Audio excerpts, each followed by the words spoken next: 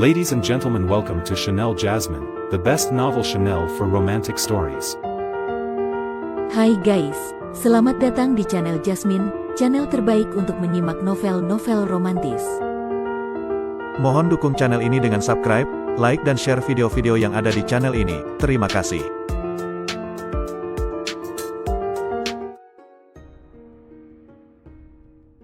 Perintah Kaisar Naga bab 5033, 5034, 5035. Jutaan batu abadi. Raja pengikis tulang tertegun sejenak. Setelah beberapa lama, dia mengangguk berulang kali dan berkata, Oke. Aku akan segera menghubungi orang itu dan menghancurkan benua Changsuan. Kepala Istana Huo, silakan beristirahat dulu di sini. Biarkan aku pergi mencari seseorang. Ia pergilah. Huo Zhao melambaikan tangannya. Setelah Raja Pengikis Tulang pergi, Tuan Muda Huo menatap Huo Zhao dan bertanya, Ayah, di mana kita bisa mendapatkan 1 juta batu abadi? Jika Istana ke-8 memiliki 1 juta batu abadi, tidak perlu datang ke surga pertama dan menjarah di mana-mana. Itu hanya janji besar saja, kalau tidak, untuk apa mereka bekerja keras untukmu? Huo Zhao berkata sambil tersenyum dingin. Tuan Muda Huo mengangguk seolah mengerti sesuatu. Sementara itu, di benua Changsuan, di Pulau Terapung, air terjun jatuh seperti bima sakti, ada burung berkicau dan bunga bermekaran, persis seperti surga di bumi. Indah sekali. Mo Qingyun menatap Pulau Terapung di depannya dan tak kuasa menahan diri untuk berbaring di atas rumput. Yang paling aku rindukan selama bertahun-tahun ini adalah Pulau Terapung ini. Kau hanya merindukan Pulau Terapung ini, bukan merindukanku. Lan Lianhua memutar matanya dan berkata, Ya, tentu saja aku juga merindukanmu. Mo Qingyun tersenyum tipis. Di Pulau Terapung, Lan Lianhua telah memerintahkan orang-orang untuk menyiapkan buah ajaib dan anggur ajaib. Semua orang duduk di lautan bunga, dikelilingi oleh energi spiritual dan burung bangau yang berputar-putar, itu seperti surga. Mari, rekan Daois Chen, cobalah ramuan roh 9 putaran yang unik di benua Changsuan kita. Ramuan ini dibuat dengan buah roh berusia ribuan tahun dan sangat bermanfaat bagi kultivasi Anda. Lan Lianhua mengangkat gelasnya sambil tersenyum, matanya penuh antusiasme. Dev mengambil gelas anggur dan menyesapnya. Seketika, kekuatan spiritual yang hangat mengalir ke anggota tubuh dan tulangnya, membuatnya merasa segar. Anggur yang enak, Dev berseru. Humazi sudah meneguk abis anggur itu, wajahnya penuh dengan ekspresi mabuk, hahaha, ini jauh lebih baik daripada anggur duniawi. Mo Qingyun bersandar pada pohon spiritual, menatap air terjun di kejauhan dengan nostalgia di matanya. Ketika saya masih kecil, saya sering datang ke sini untuk berlatih. Saya selalu merasa bahwa tempat ini memiliki misteri yang tak terlukiskan. Hati Dev tergerak sedikit saat mendengar ini. Dia melihat sekelilingnya dan entah mengapa, dia selalu merasa bahwa Pulau Terapung ini agak aneh. Meskipun energi spiritual di pulau itu kaya, energi itu tampaknya tidak terbentuk secara alami, tetapi sengaja dikumpulkan oleh suatu kekuatan. Yang lebih aneh lagi adalah ketika indera spiritualnya sedang menyelidiki, dia benar-benar merasakan suatu fluktuasi samar pembatasan, seolah-olah ada sesuatu yang disembunyikan. Mungkinkah ada rahasia di pulau ini? Dev berpikir dalam hati. Tepat saat dia sedang berpikir, suara rendah dari Raja Iblis Awan Merah tiba-tiba terdengar dari lautan kesadarannya. Wah, ada yang salah dengan tempat ini. Dev mengerutkan kening dan menjawab dengan kesadaran spiritualnya, apa yang kamu temukan, senior? Pulau ini tidak terbentuk secara alami. Suara Raja Iblis Awan Merah terdengar serius, itu pasti peninggalan kuno yang diangkat secara paksa ke udara oleh sebuah formasi, disamarkan sebagai Pulau Terapung biasa. Peninggalan, Dev terkejut, benar sekali, dan batasan relik ini sangat kuat. Aku khawatir bahkan para dewa puncak pun akan kesulitan untuk menghancurkannya dengan paksa. Raja Iblis Awan Merah bergumam, jika ada kesempatan, kita bisa menjelajahinya. Mungkin kita bisa menemukan beberapa hal yang bagus. Mata Dev berbinar, dan saat dia hendak bertanya lagi, tiba-tiba, boom. Suara yang memekakkan telinga datang dari langit yang jauh, dan kemudian seluruh benua Changsuan bergetar hebat.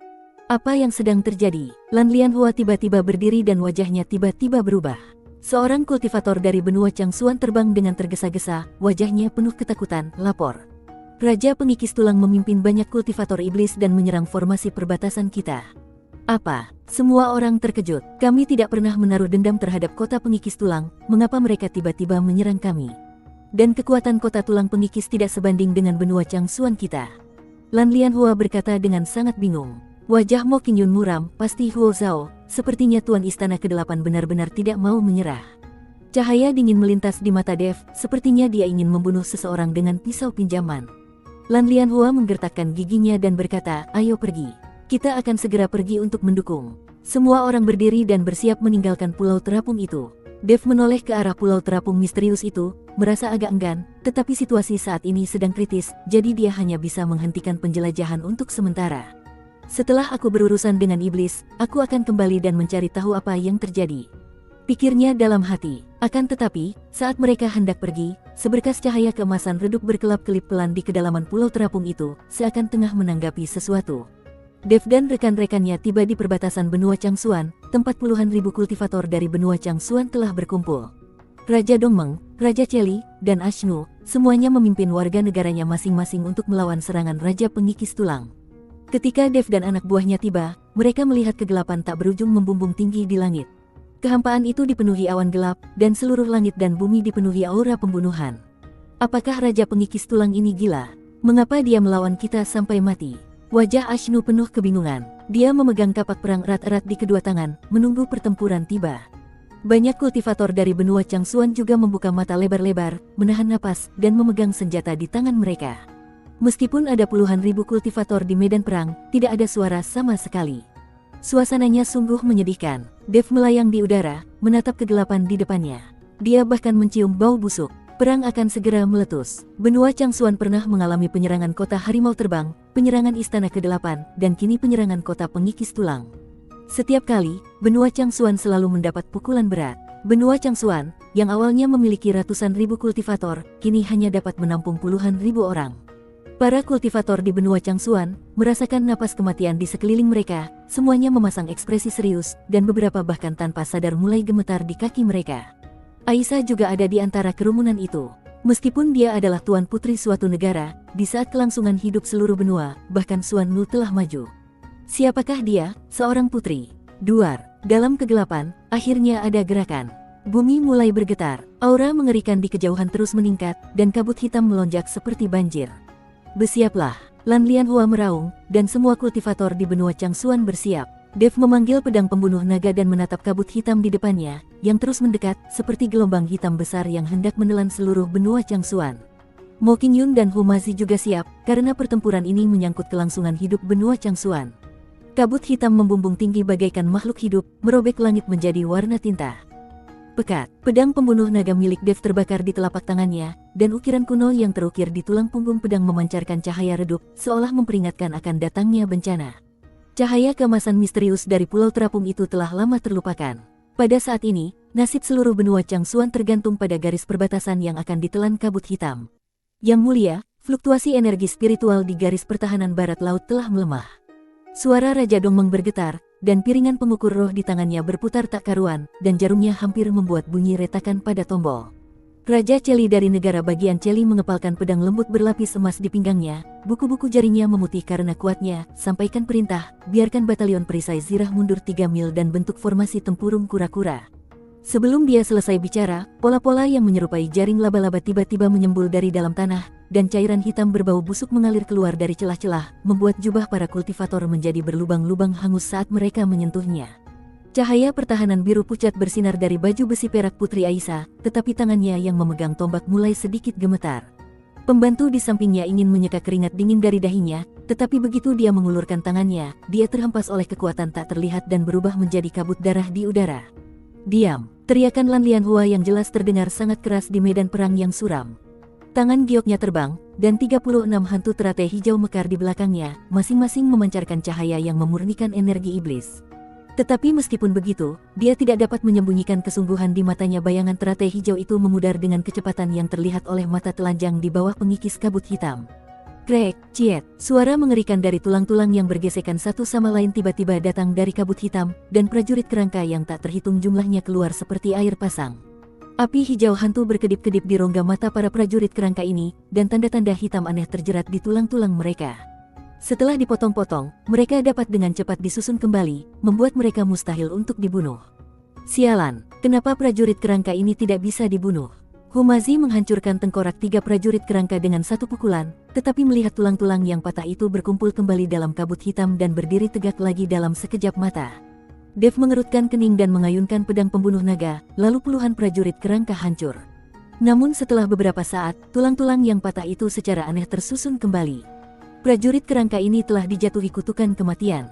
Dia tiba-tiba teringat bahwa api pamungkas adalah yang paling cocok untuk menghadapi para prajurit kerangka ini. Kita harus menggunakan api pamungkas untuk menghancurkan mereka sepenuhnya. Unicorn api kecil. Saat Dev berteriak dengan suara rendah, cahaya merah yang menyilaukan tiba-tiba meledak dari bahunya. Seekor unicorn kecil dengan tubuh merah dan sisik menyala seperti api melompat keluar dari cincin penyimpanan dan mengeluarkan raungan yang memekakkan telinga ke langit. Roar! Unicorn api kecil membesar melawan angin dan dalam sekejap mata berubah menjadi binatang api setinggi 10 kaki. Kemanapun keempat kukunya melangkah, tanah pun terbakar oleh api. Saat para prajurit kerangka itu bersentuhan dengan api, mereka langsung menjerit melengking. Tanda hitam pada tulang mereka terbakar dengan suara mendesis dan akhirnya berubah menjadi abu. Kerja bagus. Melihat ini, Mo Qingyun segera memerintahkan para kultivator untuk membentuk formasi pertempuran dan memimpin prajurit kerangka ke dalam jangkauan api unicorn api. Akan tetapi, saat situasi pertempuran mulai sedikit membaik, gelombang yang menggetarkan jantung tiba-tiba datang dari kedalaman kabut hitam. 12 boneka tulang setinggi 100 kaki perlahan muncul dari kabut. Masing-masing terbuat dari kerangka ribuan kultivator, dan api hijau hantu berkedip-kedip di rongga mata mereka yang kosong. Tanah di bawah kaki boneka tulang itu membusuk inci demi inci, dan jamur berwarna merah darah tumbuh lebat dimanapun ia lewat. Lendir yang menetes dari tutup payung mengikis tanah menjadi lubang tanpa dasar. Prajurit jahat Raja Pengikis Tulang. Teriakan ketakutan terdengar di antara kerumunan. Ashnu meraung, dan embusan angin keemasan dari kapak perang mengenai lengan boneka tulang, namun hanya meninggalkan bekas putih pada tulang. Lebih banyak boneka tulang mengangkat pisau tulang di tangan mereka. Racun sihir berwarna ungu tua mengembun pada bilah pisau. Sebelum bilah pisau itu tiba, kulit para kultivator di barisan depan sudah mulai bernanah. Garis pertahanan benua Changsuan tiba-tiba menjadi kacau, para kultivator bertarung sendiri-sendiri, dan formasi yang awalnya rapi pun hancur berkeping-keping. Pedang di tangan Mo Qingyun membentuk lapisan es, membekukan tubuh bagian bawah ketiga boneka tulang. Namun dalam sekejap mata, boneka tulang itu menghancurkan lapisan es, dan taji tulang tumbuh lagi di kaki mereka yang patah. Kita tidak bisa terus seperti ini. Dev merasakan hawa dingin di hatinya saat dia melihat garis pertahanan yang sedang dipadatkan. Dia tiba-tiba menyadari bahwa meskipun gerakan boneka tulang itu lambat, mereka selalu bergerak dalam pola tertentu. Setelah mengamati dengan saksama sejenak, pupil matanya tiba-tiba mengecil. Boneka tulang ini sebenarnya membentuk semacam formasi sihir kuno. Di tengah formasi, kabut hitam mengembun menjadi wajah manusia yang besar, yang merupakan wajah Raja Pengikis Tulang yang ditutupi dengan bintil-bintil busuk. Semut Changsuan, hari ini adalah kiamatmu. Formasi surga pemakan tulang iblis, aktifkan. Dalam sekejap, ke-12 boneka tulang itu meraung pada saat yang sama, dan pisau-pisau tulang saling terkait di udara membentuk jaring pisau yang menutupi langit dan matahari. Semua jamur darah di tanah meledak, melepaskan kabut beracun yang menyesakkan. Bersambung.